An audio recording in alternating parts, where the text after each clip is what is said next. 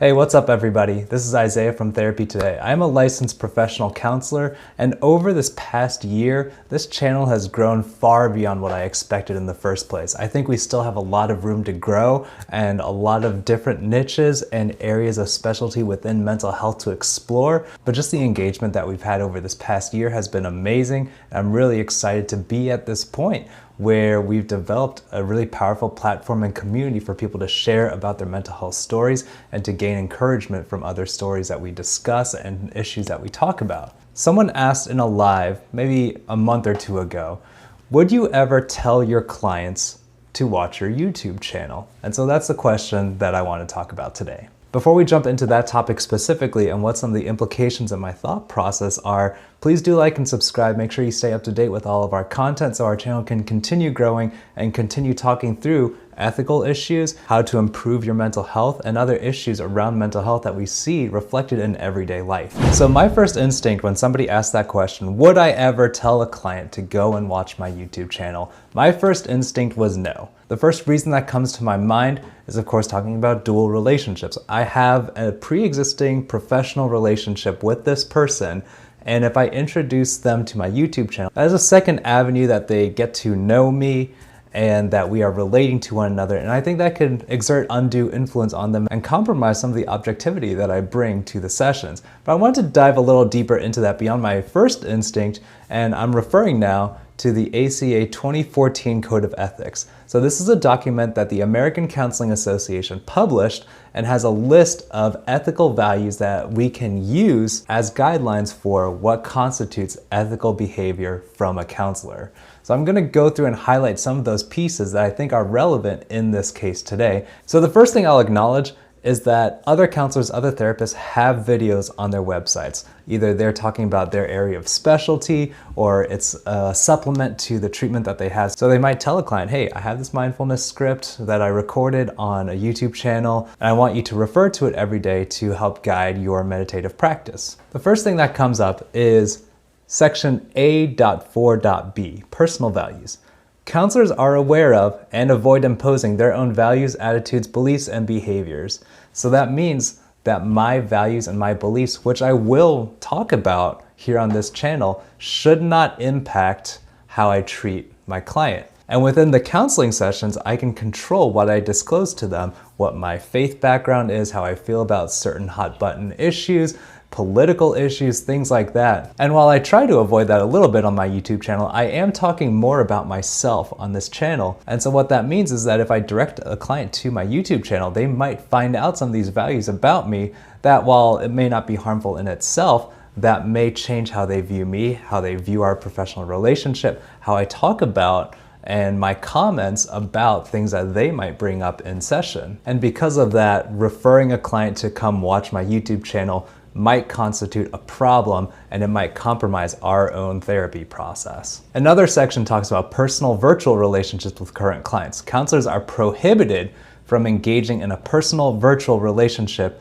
with individuals with whom they have a current counseling relationship. So this is assuming that I have a pre-existing counseling relationship with somebody, and while it may not constitute a personal virtual relationship, what I do have on there are an Instagram page that I encourage my viewers to DM me at, and that link is in the description below if you have any follow-up questions or comments or ideas for videos that you'd like to see. But what that means is that we could potentially strike up, or even through comments, have conversations that occur outside of that counseling space, which makes things ethically problematic here. Another issue that I need to keep in mind is non-professional interactions or relationships other than sexual or romantic interactions or relationships. Obviously, I am never looking for a sexual or romantic relationship with a client, but there are other non-professional interactions and relationships that need to be addressed. Counselors avoid entering into non-professional relationships with former clients, their romantic partners, or their family members when the interaction is potentially harmful to the client. This applies to both in-person and electronic interactions or relationships. I think this speaks the most clearly. I think there are two conditions here, of course. One, obviously, I am not in a professional relationship with any of you who are watching my YouTube that I am aware of. Now, I don't know who all of my subscribers are, who all of my viewers are, so inadvertently, I may be having non-professional interactions with some of my clients, but that is one of those tricky parts of YouTube, is that because there's a relative anonymity associated with just being able to watch somebody's video, I can't control, so it's up to the best of my knowledge. I will not knowingly encourage or enter into that kind of relationship with any of my current and existing clients. The other thing I need to consider is if it would be harmful to the client. So that leaves that bit of opening. If there might be some benefit, and that's what I need to think through, would there be some benefit in breaking from the norm and standard practice and encouraging them to watch my YouTube channel? And that's where generally I feel like I would have the hardest time making a case that there was no other avenue for them to get that certain benefit other than watching my specific video. And that's where I need to watch out about my reasoning. Why am I referring them to this specific video or this specific channel? And is it self-serving, or is it really about benefiting them? And so this next section, C.3, is where I'm having the most difficulty being able to justify telling a client that they should watch my YouTube channel. And so this one definitely applies: products and training advertisements. Counselors who develop products related to their profession, which these videos I would consider to be, or conduct workshops or training events, ensure that the advertisements concerning these products or events are accurate and disclose adequate information for consumers to make informed choices. That's fine. I don't think I try to misrepresent myself in any of these videos, but there may be an implicit concern that I need to pay attention to, is that when we see somebody on YouTube, when we see somebody who has a following, we tend to assume that they are authoritative. I don't have any control over that process for how someone might see me, especially if they were watching my YouTube channel first and then wanted to come to me for counseling. They may view my words with a lot more authority than I actually deserve, and I need clients to be able to push back with me on certain things. I need them to be able to say, hey, you're not right in this area, or to be able to correct me. And if there's an extra authority added because I have this YouTube channel that people actually follow me on, that's a problem, and that compromises the way that they can engage and I can engage in that counseling relationship. We also need to talk about the next point: promoting to those served. Counselors do not use counseling, teaching, training, or supervisory relationships to promote their products or training events in a manner that is deceptive or would exert undue influence on individuals who may be vulnerable.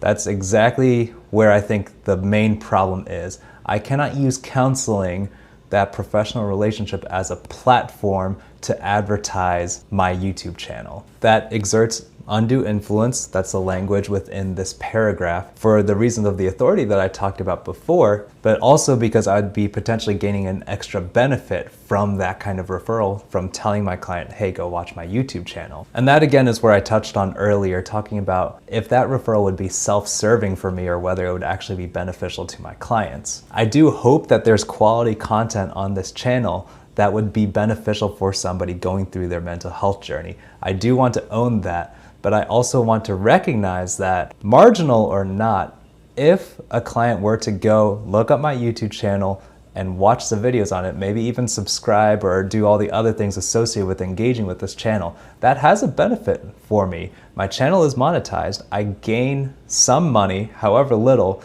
from their view, from their attention, from their time. That is not part of the agreed upon counseling agreement that we have set with informed consent. And so that becomes really tricky for me to justify or to be able to prove I was not referring them to watch my YouTube channel just because it would mean adding another subscriber, adding another viewer, and maybe inflating my paycheck at the end of the month. And this is the final thing that I'm talking about. They actually have a specific section on media presentations, which I never paid attention to because I didn't think I would be a media person, but here we are. It says, when counselors provide advice or comment by means of public lectures, demonstrations, radio or television programs, recordings, technology-based applications, here we are, printed articles, mailed material, other media, they take reasonable precautions to ensure that the statements are based on appropriate professional counseling literature and practice. I do try to emphasize that whenever I'm talking about specific practices, whether I have training on it, what the research says, so I try to be accurate and consistent with that. the statements are otherwise consistent with the ACA Code of Ethics, what I'm doing right now and talking about this topic in particular, and that the recipients of the information are not encouraged to infer that a professional counseling relationship has been established. That's very important. So what they're saying throughout this entire document is that the counseling relationship needs to stay the counseling relationship, and under normal circumstances that it stays within that boundary.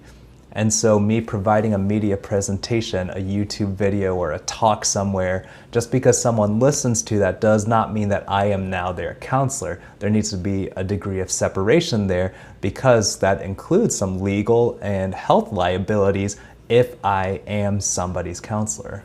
And so that's a long answer, but I think I arrive at the same conclusion upon further examination of these code of ethics. Only under very abnormal circumstances will I tell a client, hey, you need to check out my channel. For all the reasons that we talked about earlier, just trying to avoid dual relationships, making sure I'm not exploiting them, and making sure that I'm being responsible with the way that I separate my personal, professional, and online identities, and not exerting undue influence on how they think about themselves or our counseling process because they happen to watch me on YouTube. So everyone, thank you so much for watching this video. This is definitely an interesting thought experiment to think through, and it also raises the question of potentially in the future, I haven't had this happen yet, but what if a potential client says, hey, I watched your YouTube channel and I would like to establish a counseling relationship with you.